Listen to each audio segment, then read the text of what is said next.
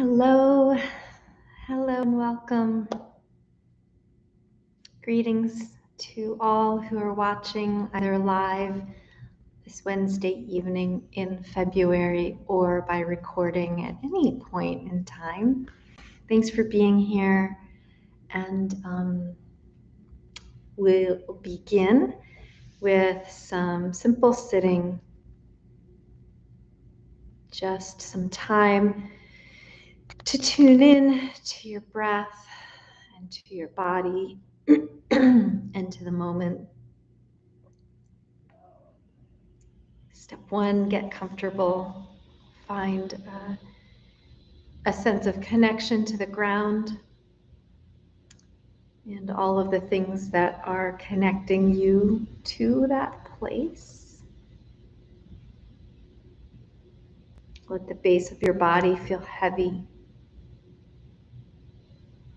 anchored.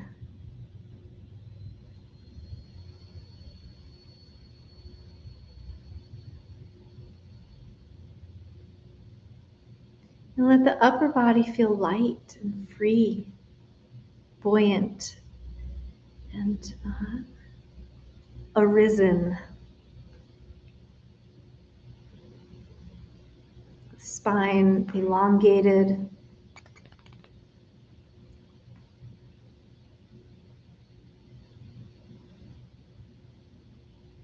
Your face soft, at ease. Your head perched simply on the top of your spine, base of the skull, making a gentle, elegant placement right there to continue the lifting energy that courses up and through the spine. Eyes soft, jaw relaxed.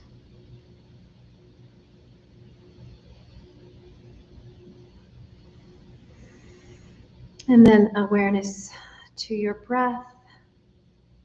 Allow it to be fluid and free, easy. Can you engage with its pacing, its depth, its rhythm without seeking to change it? Just noting its presence and knowing its presence.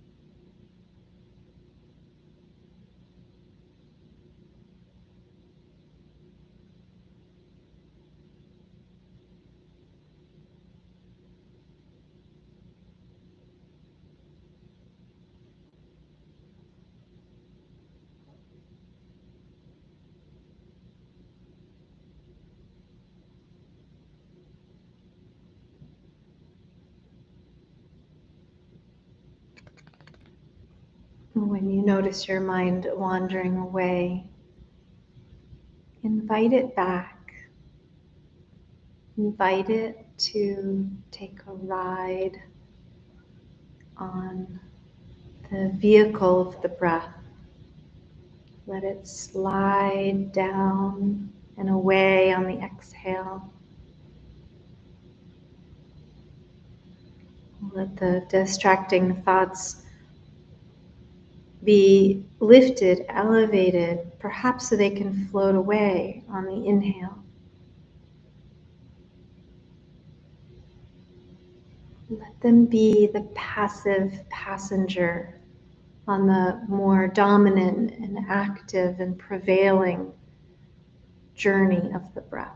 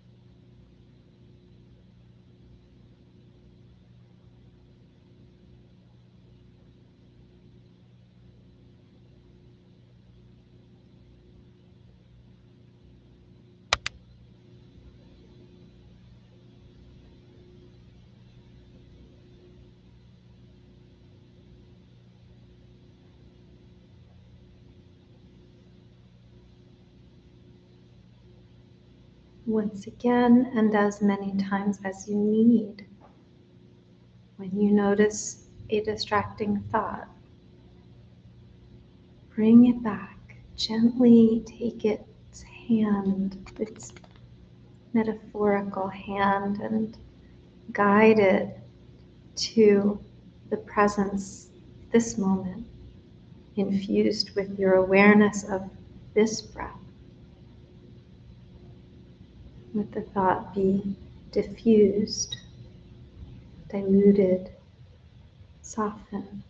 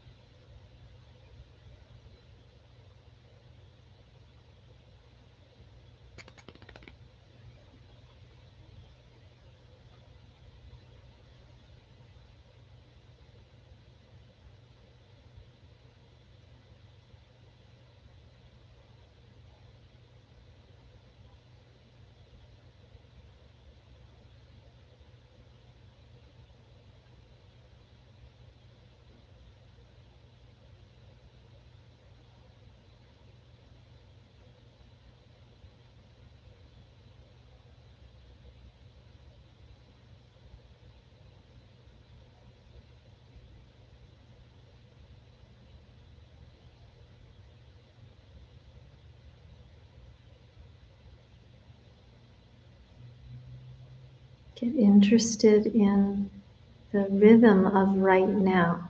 What does that feel like?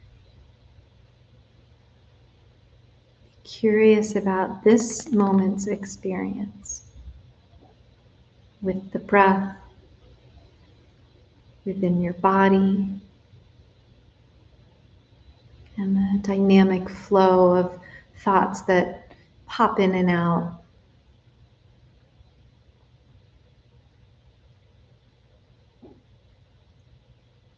Just a couple more minutes here.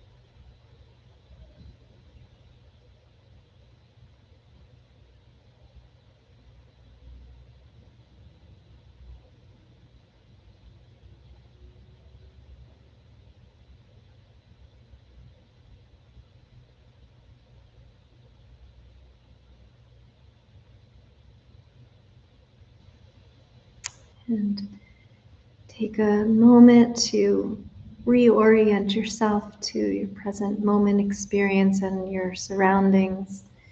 And gently wake up the body if you'd like. Maybe stretch a little bit, maybe shift around a little bit.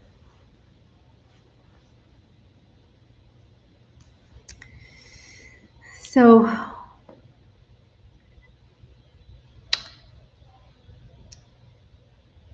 I'm offering you these practices from our yoga studio, and the idea of yoga as a beneficial practice for the whole mind-body complex is, in one sense, in terms of the physical part of the practice, is that we counteract the habitual ways that we use our bodies. When we demand of this mind-body system to do something different, then when we're paying attention to that differentness in movement and form and shape and experience, we're doing ourselves a big favor in terms of overriding habit. So quite often habit is heedless, and heedlessness is mindlessness, and mindless movement is an almost certain gateway to stress or strain or injury. Rather, what we're seeking is a grounded and purposeful way of moving and shaping and holding ourselves in the world. We're entering an agreement to place ourselves in new shape, in new form that creates a challenge without creating the accompanying stress that can come with challenge. Performing a new task or making an unusual body shape, it may create momentary discomfort, but if we're tuned in well enough, if we're really paying attention, we can discern problematic physical pain from the discomfort of simply being in a new moment, being in a new shape or experience. It's like wandering through a new town. Just because we've never been there before doesn't mean we're lost or in any danger. And if we pay well enough attention, we can navigate these unknown streets with ease, with enjoyment, with the thrill of having a new experience, and then easily finding our way home or back to where we're comfortable because we've paid that attention. So I have more to say about this after this next session of sitting, but I want to invite you to reorient your body in a new way. So if you're seated, just sit as simple as recrossing your legs, which we'll often invite people to do, or to tuck your ankles under your hips, or if you're lying down, to try sitting up. And if you're feeling sort of fatigued sitting, then you can lie down or lean your back against a cushion or a wall or a piece of furniture. Whatever you want to do something different with your body. You can take a different gesture with your hands, what we call a mudra. You can try the classic thumb to the middle of the index finger. You can tuck fingers in. You can do anything you want. There's no right or wrong here. You can cup one palm under the other. You can rest your hands in the middle of your lap, on your thighs, on the ground next to you. Just do something new with your body and with the gesture you make with your hands.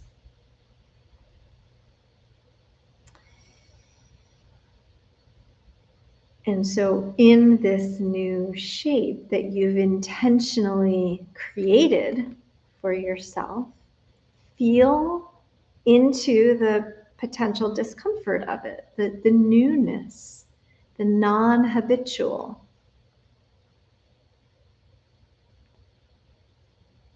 And see if that can awaken a new presence. See if the challenge of sitting in a new way can be a good form of stress, the form that the kind that wakes up the nervous system to this moment, to being right here, right now, fully awake, fully illuminated with attention. The opposite of mindlessness, mindfulness.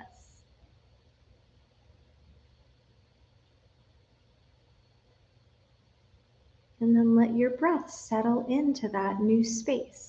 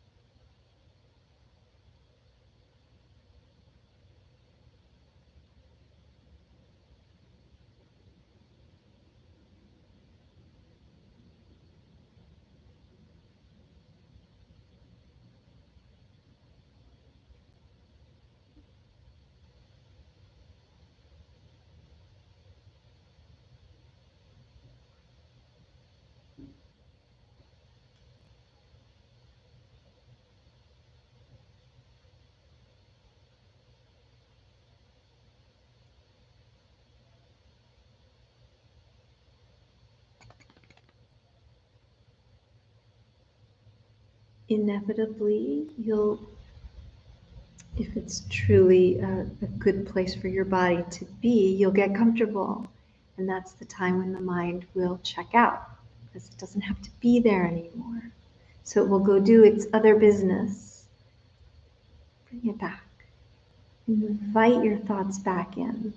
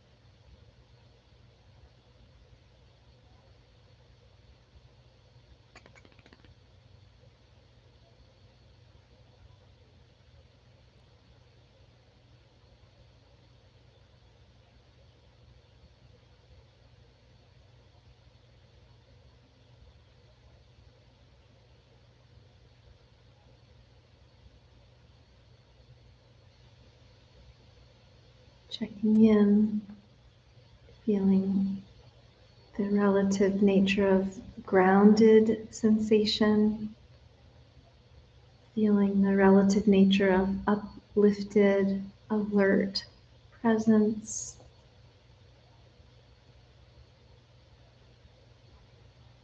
Feeling the relative nature of your breath making its way through your system in this semi-quasi new shape.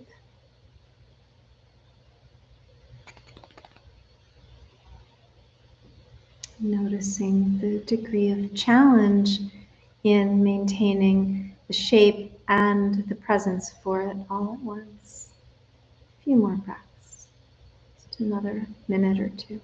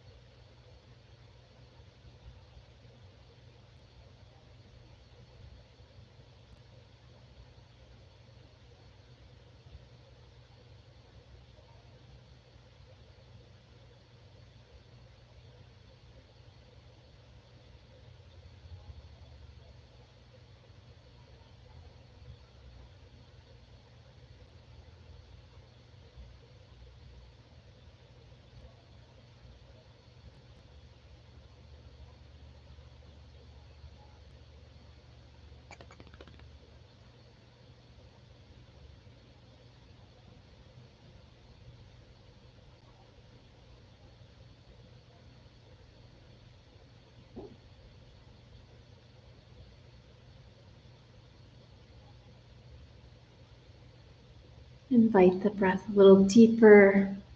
Invite the body to wake up a little more.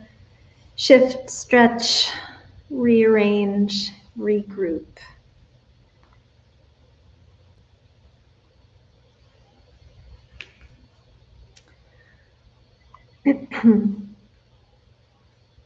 So, when we're taxing the nervous system with a new task, taxing with a task, it's been compared a little bit to being like juggling, to keep all balls in the air, regardless of how many, even if it's only two, maybe three, if you're have that level of skill. You have to keep watch. You have to stay grounded. You have to remain connected to the balls or whatever it is that you're juggling, and to your limbs, and to the way the limbs can catch what's in the air and reground every time, right? So it's, I mean, I don't know how to juggle. I've tried a couple times, like with oranges or whatever it is. So it's not one of my skills. However, not the literal juggling of things, throwing tangible objects in the air. I know all too well how to juggle tasks and activities, right? I can talk to you while I'm typing at the computer. I can make dinner and listen to a podcast, and it can be delicious and interesting all at once. I can walk the dog and plan my next talk by using the voice memo app on my phone, take notes with my voice and right? I can drive to an appointment or a social event, and I can check in and call my dad. I can send a well-timed text at a red light. Shh, don't tell anybody, right? And you notice that all of these particular tasks that I'm juggling, that I'm listing, it involve technology, the aid of devices. It has made juggling certain things easy, but it does not give the same benefit to the nervous system as the other type of juggling that I described, where we're juggling different physical tasks. Because the things that our brains used to have to do, they don't have to do anymore. I don't have to memorize my father's new phone number when he retired and moved to Florida. It's just in my phone. You couldn't pay me to tell you what that phone number is. So I think the trade-off is this, and I'm just making up, this is just my personal theory. I haven't found research about this. It's just my musings. So let me know if you know anything different or more about this. But I think that the variability of the mental stimulation that we used to have has flattened, has leveled out, because we don't get, on one hand, the heightened challenge of, for example, navigating our way to a new destination, or memorizing a phone number, or having to physically go somewhere in order to gather with people. That's a heightened challenge. And then we also don't get the quiet calm of when that challenge resolves and we're just sitting and just being. So we've always got our trusty little device friends by our sides to entertain us, to do our thinking and calculating and communicating for us. So we used to have life was here, and now it feels like life is just here. And I just want to make the point, I am no Luddite. I don't resent technology. I love the convenience of modern life. I truly, really do. But I recognize that I think it's come at a cost. And so I believe it's worth exploring ways that we can really challenge ourselves with mental stimulation that's not passive via technology, but that actually awakens and uses different parts of our brains, building, reinforcing those new or long dormant neural pathways, and then following that up with a quiet stillness on the other end of the spectrum, to just be. I was reading an essay today that quoted the German Swiss poet and writer Hermann Hesse. And he said that in those quiet moments of solitude, I'm paraphrasing here, that's where we learn not just to enjoy simplicity or rejuvenate ourselves or find relaxation. All that stuff is good. But in those quiet moments of solitude is where we learn to abide our suffering. This is what Hesse said. It's where we learn to be in pain, because a lot of life involves pain. I'm not talking about the pain of stubbing your toe or having a dysfunctional joint. I'm talking about the pain of a lonely heart, the pain of grief or regret, the painful aftermath of anger. That's the kind of pain, that's the kind of suffering that we learn to abide, that we learn to process and digest and move forward from when we have those true moments of solitude, where we've come down from the high of challenge, of a good juggle, and we find the quiet peace. You think about the exhilaration of playing at something like juggling, something really physically and mentally taxing, and then the calm aftermath of that. I really think that's what we're missing when everything is at an even, encoded, artificially induced pace. So this same essay that quoted Hesse also quoted the Irish poet Seamus Heaney. Please look up his work if you don't know it. Seamus Heaney said, this is a quote, "The true and durable path into and through experience involves being true to your own solitude, true to your own secret knowledge."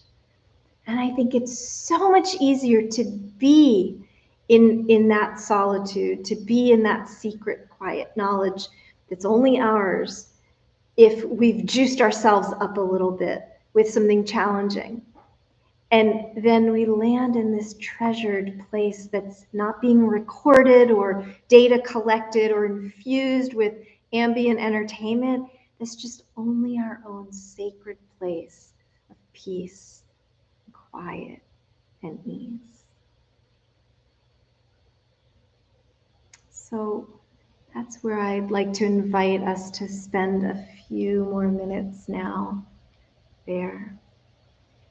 Perhaps, maybe, some of what I've offered has juiced up the brain a little bit, posed some sort of challenge or contemplation or curiosity or examination, whatever it is. And now let's just come back into a quiet being that's only ours.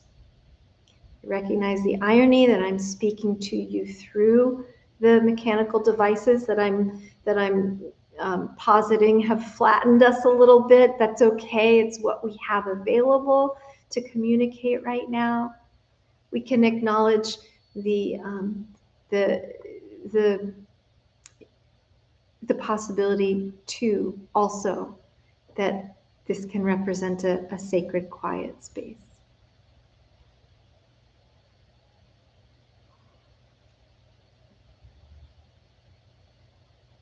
Slow and steady breath, body, being, right here, right now.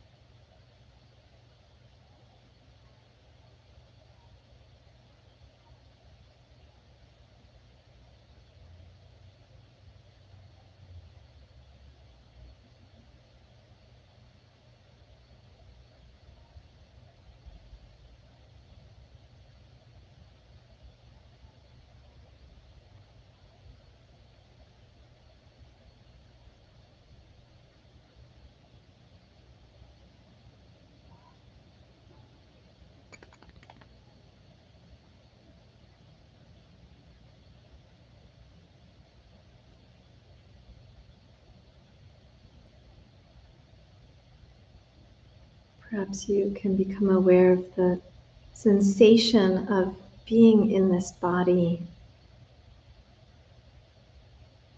the realness of this tangible object and your conscious presence that can be understood through it.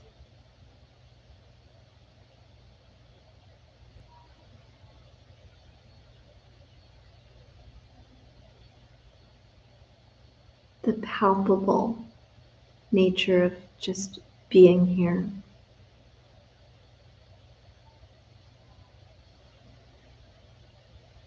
The tangibility of where your hands are meeting your lap, perhaps, or the ground.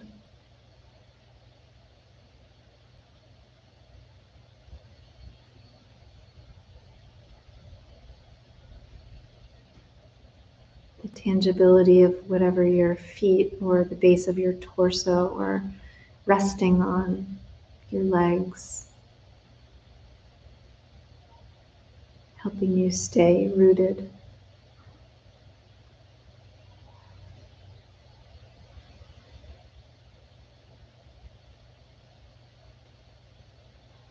And the sacred event of allowing yourself to be a little amazed at the miracle of being alive.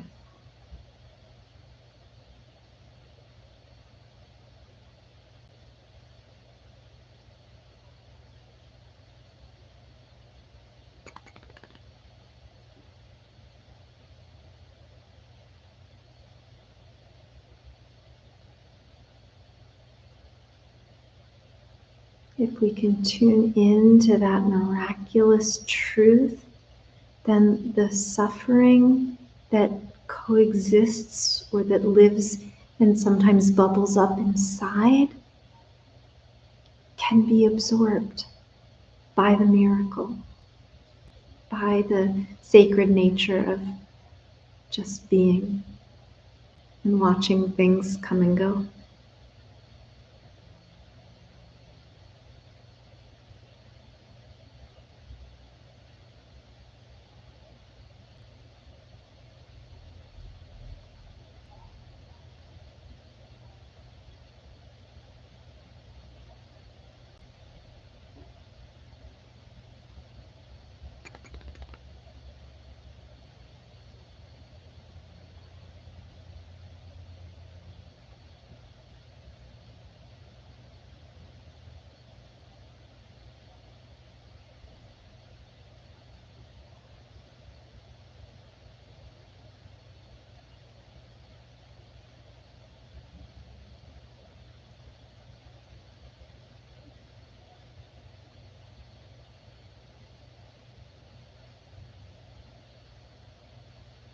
Just another couple of minutes here.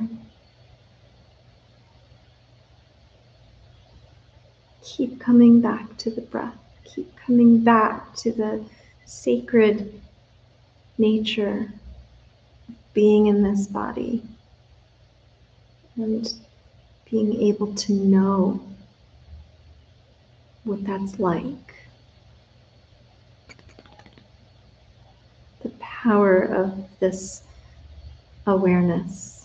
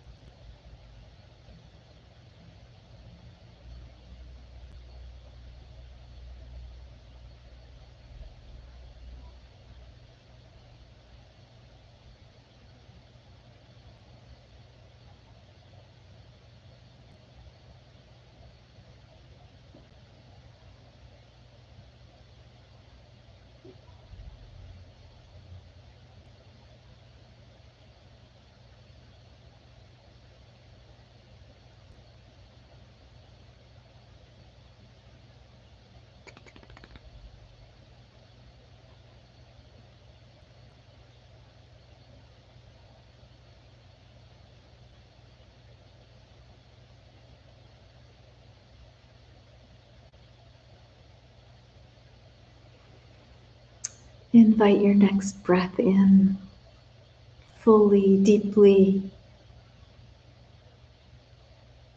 and allow it right back out completely.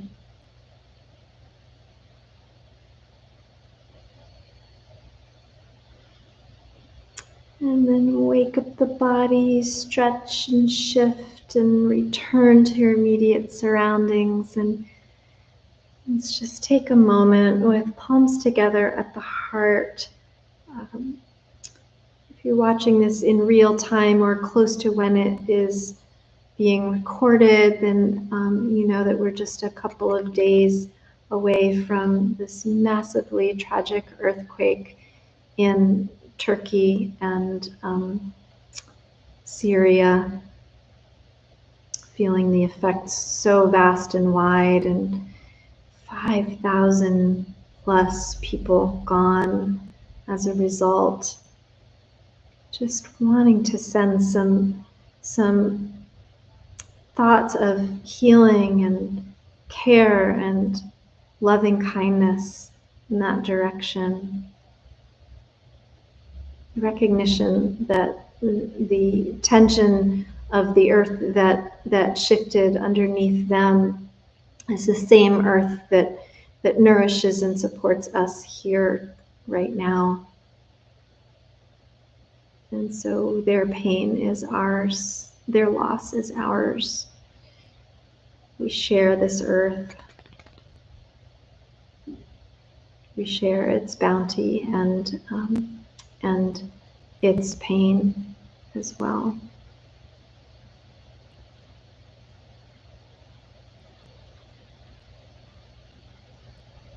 And may all beings be free from suffering and the causes of suffering. May all beings know happiness and the causes of happiness. And may all beings be at peace. Thank you so much, everybody.